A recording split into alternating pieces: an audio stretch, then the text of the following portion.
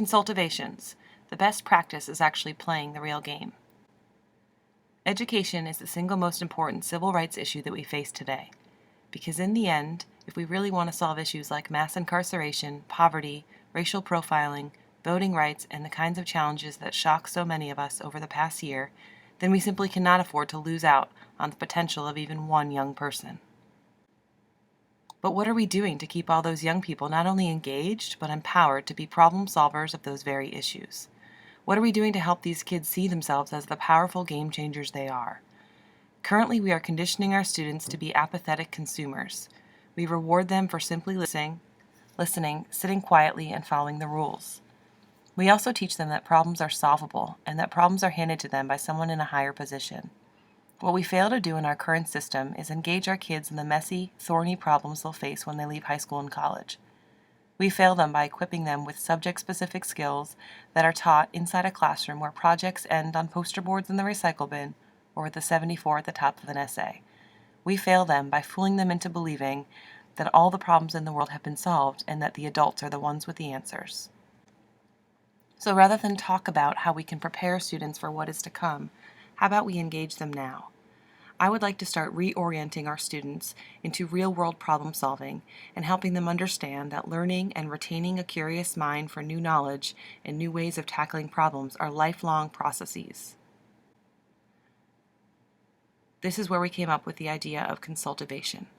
The word consultivation actually came from my students. They started to realize they were doing something they had never been asked to do in school.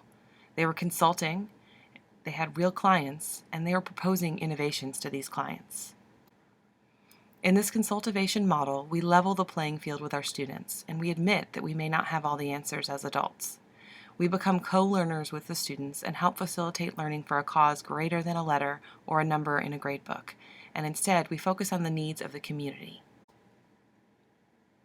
As a teacher who's been active in the classroom for over a decade, I've noticed the times when my students are most engaged are the moments where their work matters outside of the walls of school.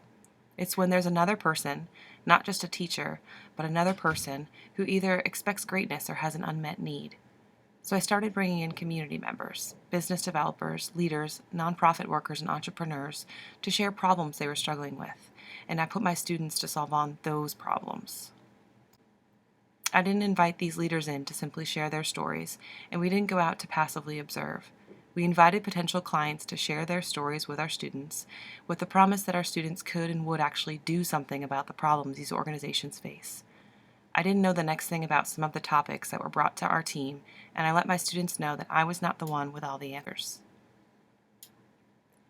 The journey of a project varies depending on what challenge is brought to our team of students, but I found using the design thinking process is integral because it forces our students to start with empathy, with the people they're solving for. One 3-month-long venture where my students are wrapping up right now is the design of a pocket park that solves a community need to create a gathering space, a space where young moms can gather to let their children play while they share stories and connect with others. The work my students did and are doing far exceed my area of expertise. As a trained English teacher, I don't know much about journey mapping, sorting interviews, community planning, or SketchUp development. I didn't know about the laws and guidelines for space developments or the protocols of focus groups, but leveraging community experts, online tools, and deferring to the kids as lead researchers and designers, I know all those things now, and so do they. Now both me and their client are looking to them as experts in certain domains. I still have high expectations for these students and provide them with immense amounts of coachable moments, and because of my life experiences, I'm qualified to provide them with that, but I make it clear that they are lead designers. They have value to add, and their designs are the ones that will be featured. It's better than validation from a teacher or a grade in the gradebook, and the stakes are higher.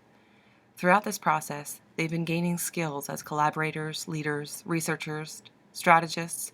They'll have to think through this problem and other problems using a critical thinking lens that sometimes they're not asked to use in a classroom. What if you didn't have 3 months that you're willing to dedicate to your entire class for a particular project? In that case, use the 90-minute framework my team has developed and invite someone in that is struggling with a problem related to your content area. What's important is that you invite people from the community into your classroom not to be experts, but to ask them to share problems, issues, and opportunities that need to be solved.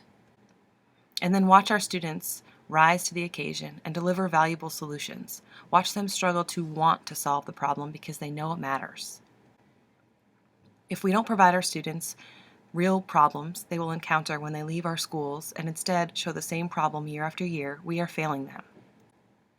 We are pioneering a new way of doing school so that we eliminate questions to our students like, what do you want to be? And instead begin to hear questions like, who are you now and what impact are you creating?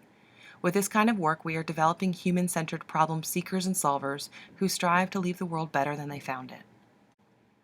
When we place value on the skills we know our learners will need in order to thrive as innovators in a complex and interconnected world, we are delivering the kind of education they deserve, not just to prepare them for life after they graduate, but to invite them to be engaged citizen leaders now.